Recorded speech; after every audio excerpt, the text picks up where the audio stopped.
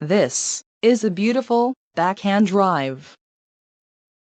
We can also see it as an example of a perfectly designed ball striking mechanism. The mechanical principles, which make it work so well, are surprisingly simple. To explain these principles, we shall examine 3 stages of this mechanism's working cycle, also known as the stroke. But before we go any farther, one important thing must be made clear. Talking about the stages is only a device, which is used here for the sake of examining and explaining the processes. In reality, the stroke is a single, indivisible event, like a domino fall.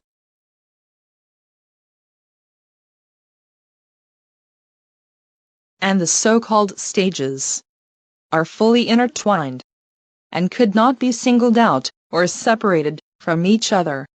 Now, those 5 fundamentals are key positions that every good forehand swing hits. To think now, of the stroke as a collection of individual elements which exist independently from each other and could be assembled into a stroke, like some kind of Mr. Potato Head, is a fatal mistake. Such mental image would never allow you to perform the stroke as a whole.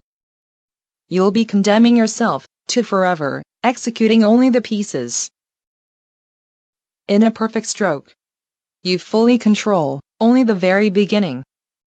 After the initial boost, each following stage is the product of the previous stage. The thrust. This part of the stroke is the most important. This is the power plant of the whole stroke. The thrust is a very forceful and explosive push of the ground, which sends the hips and the torso into rotation. The swing. Boosted by the torso's thrust, the arm is set in motion, and it begins swinging, freewheeling around the shoulder joint. Ideally, the arm's action would be purely the product of that thrust, and the muscles of the arm and the shoulder would not be involved.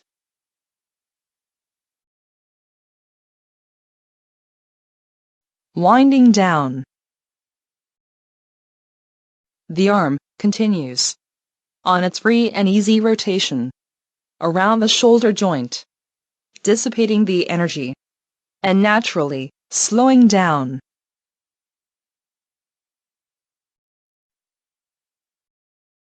The thrust.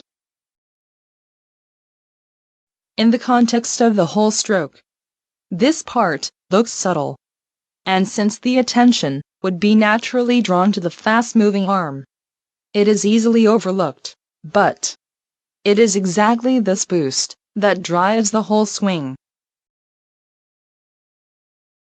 With the help of the planes, you can clearly see how much the hips and the torso actually turn, and then freeze.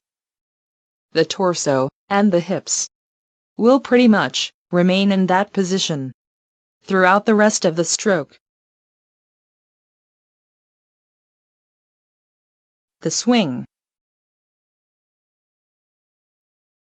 The arm remains relaxed throughout the whole swing. The arm and the racket move freely. They are thrown by the thrust and are simply going for a ride.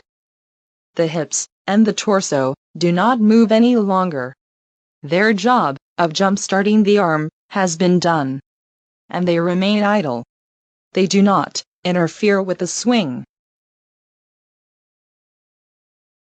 Winding down. During this stage, the hips and the torso do not change their well-balanced position. The arm is flying on its own, without any interference, runs out of the energy, and then stops. This stage is nothing more than a simple process of winding down. It should never be about some contrived and utterly useless follow-through.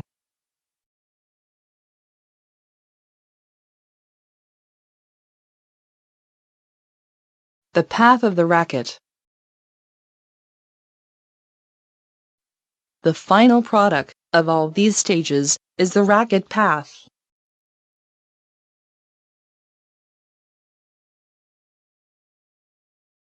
Notice that except for a slight deviation of the racket head right after the impact with the ball, it is strictly a circular trail.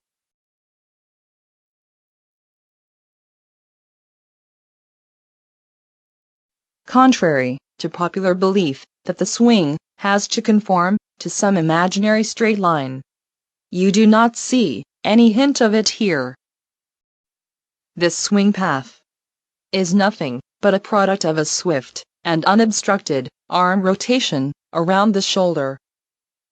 Any attempt to steer the arm away from its natural circular rotation and direct it along some imaginary linear path will only result in dramatic loss of the racket velocity and a greatly diminished ball control.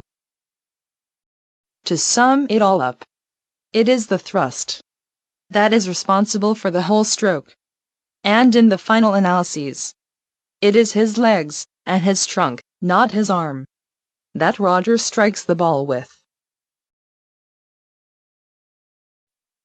Generating the thrust which can swing the arm is not as easy as it might seem.